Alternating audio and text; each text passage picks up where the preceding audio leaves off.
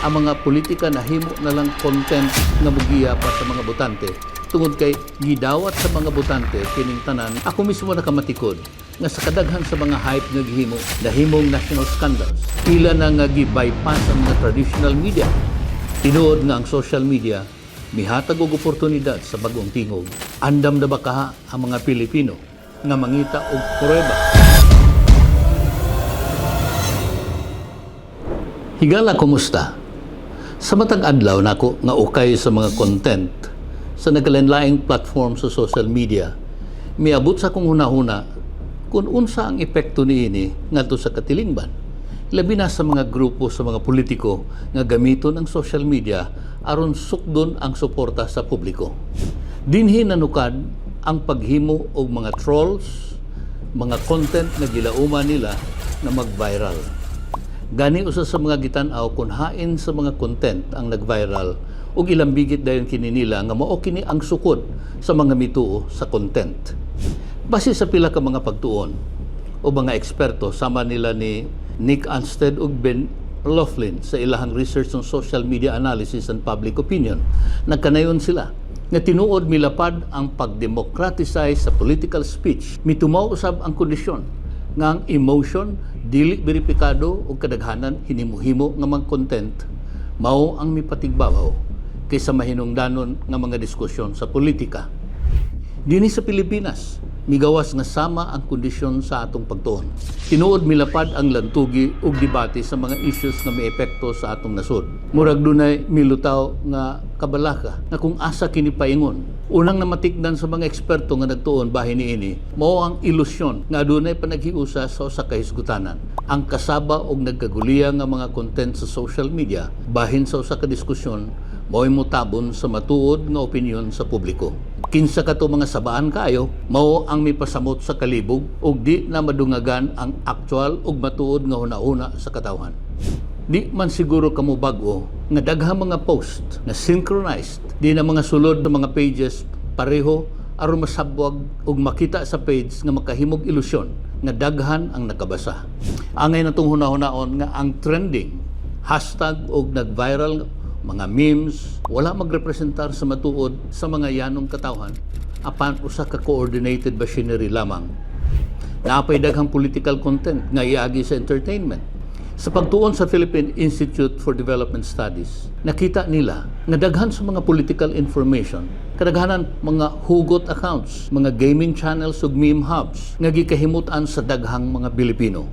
Mao kaha kini ang hinungdan ngano sa politika sa Pilipinas, ang mga politika na himo na lang content nga mugiya pa sa mga botante tungod kay gidawat sa mga botante kining tanan emotionally kaysa analytical nga paagi. Ang pagkatag sa daghang impormasyon nga dili filtered mao ang nakapalisod sa sitwasyon kung unsaon sa mga katawhan sa pag-analisar unsa ang maayo ug dili ilabi na kung ma-influensyahan sa mga dili matuod nga mga impormasyon.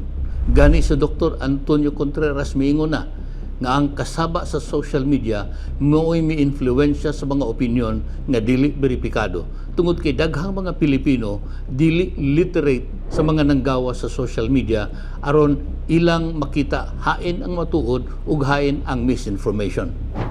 Apan bayan ining pila ka tuig nga miagi, dunay mga naobserbahang kausaban. Ako mismo nakamatikod nga sa kadaghan sa mga hype nga gihimo pananglit sa administrasyon ni PBBM na daghang mga social media content nga may pasigarbo sa nahimong kaayuhan sa administrasyon. Apan kung imong tan-awon ang mga comments, sukwahi man unsay content. Ang mga may alkontra sa content mao man ang kadaghanan. Tingali tungod kay abtik ang mga kontra sa administrasyon, hinungdan daghan sab ang mga reklamo sa content bahin sa gobyerno ni PBBM. Gani gipang off na ang comment ug ang uban nahabilin na lamang mao ang pag-like ug nawa na usab ang pag-dislike. Di sab nako maingon nga nahigmata na gayud ang mga katawhan. Samot na nga dili na gayud karon nato mahimong ingnon nga mao kini ang resulta ug midaghan na ang mga gitawag og thinking voters. Ang nahitabo karon kun imong tan-awon, ang mga content gihulagway sa columnist ni Doy Romero nga Age of Mustangs. Buti pa sabot ginumanahan sa mga batanon sama sa TikTok nga dali kayo nga mukatag kumpara sa traditional nga political machinery. Kini sila mga Gen Z sa mga batanong millennials, wa pa kini sila mga political loyalties. Gamit pa nila ang mga pagpakatawa ug ang pagpabati sa ilang kaligut-gut nga ipakita aron ma-expose ang corruption.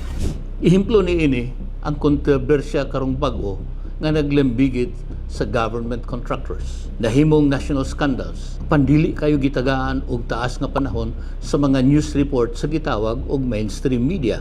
Ang mga post sa mga batanon, giagi sa mga memes ug satirical o yaga-yaga nga dali mahimong viral pila ka oras lang pagawas sa impormasyon. Sa tinuod ang social media dakog tabang sa pagpugos og accountability kun pagka may tulubagon sa mga naa sa kagamhanan. Apan samtang mutabang kinig facilitate nakahimo pa hinuon og dili maayo nga resulta tungod kay daghang mga fake nga mga impormasyon nga nanggawas. Tungod sa kapaspas sa pagkaylap sa impormasyon agi sa social media, ang manag-atbang nga grupo maginukdanay sa algorithm kung sa pagpadaghan sa mga views, shares ug likes. Hinungdan nga taas ang posibilidad sa paghimo og mga facts kaysa pagsubay asa ang sakto o dili tinuod kay naa pa man sa paunhanay. Kini ang nakita nga nakapaagni sa mga politiko nga gamiton kini sa ilang bintaha. Ila na nga gi-bypass ang mga traditional media. Gani ang traditional media misulod na sab sa social media aron mo compete. Sa pagtuon sa PDS nga ang 2022 campaign post agi sa social media sa mga nanagan sa posisyon sa gobyerno mas naka-influensya sa mga botante kaysa mga news organizations. Karon natagaan na og higayon ang mga politiko nga di na magsalig sa editorial sa press. Maka-issue na sila og mga statement at takihon ang ilang mga kaatbang. Umukonek sa ilang mga supporters nga di na kinahanglang madubag sa lisod nga mga pangutana sa mga sakop sa media. Kini ang naghatag og agianan aron palig-unon sa mga political groups sama sa Pinklawan nga moangkon nga sila ang gisuportahan sa katawhan. Pinagi sa paghimo-himo og mga positibo nga mga comment sa ilang mga post nga nakahatag og sayop nga pagtuo sa consensus. Balik ako sa una na kong pangutana. Asa paingon kining tanan? Subay sa mga nagakahitabo, ang umaabot nga political debate sa Pilipinas mamahimong mupaingon sa duha ka managbangi nga direksyon. Una ako nakita ang padayon nga pagkabahin-bahin ug pagbiyay-biyay sa manag-atbang nga grupo. Kung magpadayon ang karong sitwasyon, kining buruka sa politika, dakog puruhan nga mainfluensyahan sa mga sabaan sa social media. So sa mga report sa social weather station kung SWS, sa ilang survey, ilang nakita nga 59% sa mga Pilipino dali nga mutuo sa fake news sa social media. 65% maglisod sa pagklaro kung hain ang giusab or tinunto ang sulod. Dugang pa sa SWS nga kung muhugno ang pagsalig sa katawan sa mga impormasyon nga moabot ngadto kanila, mamahimong moresulta sa pag-usab o pagkanaog sa gidaghanon sa mga moboto panahon sa eleksyon or ang panggobyerno dili mamahimong epektibo tungod kay tuan naman lang nagagukod nga makahimog maayong balita sa ilang performance sa social media bisan og dili tinuod. Hinungdan nga mas gikinahanglan na nato karon nga usbon ang atong panglantaw sa social media. Di naman gyud ni siya mawala kanato apan angay nga dumalahon kini sa sakto.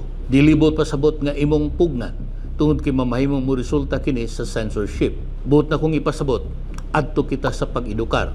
Angay na sa mga katawhan nga mogamit sa social media sa mga impormasyon. Apan mangita na kitag proof kung pruweba kadaghan sa mga gitawag sa mga influencers nga wa mohatag og value sa proof ug tuwa sa pagsiguro sa popularity sa ilahang gipagawas nga balita. Ikaduha ang himuon mao ang paggamit sa mga kabatanunan aron mo edukar sa mga isyu sa katilingban. Sa mas lawom nga pag-analisar ug abli ang atong mga politiko unta sa pagsabot sa kabataan sa mga isyu sa katawhan. Epektibo kini sila aron mosaka ang accountability sa gobyerno kaysa igo lang kahimutan sa ilang mga followers o viewers. Tinuod nga ang social media mihatag og oportunidad sa bag-ong tingog. Ang paggamit niini isip mao ang sukdanan kon measurement sa suporta sa katawhan dili makatabang. Tungod kay dali kining manipulahon ug mas mapusulabi ang emosyon sa kaysa ebidensya. Kini ang dakong hagit. Andam na ba kaha ang mga Pilipino nga mangita og pruweba sa ilang mga nakita ug nabasa sa social media? Ang kapakyas sigurado ako mo resulta sa digital media nga mao na hinuon ang mo manipulate sa katawhan. Mao kini ang akong baruganan. Kung nakauyon ka mo sa atong gihisgutan, mohangyo ako nga mag-like, mag-comment ug mag-share. Daghang salamat.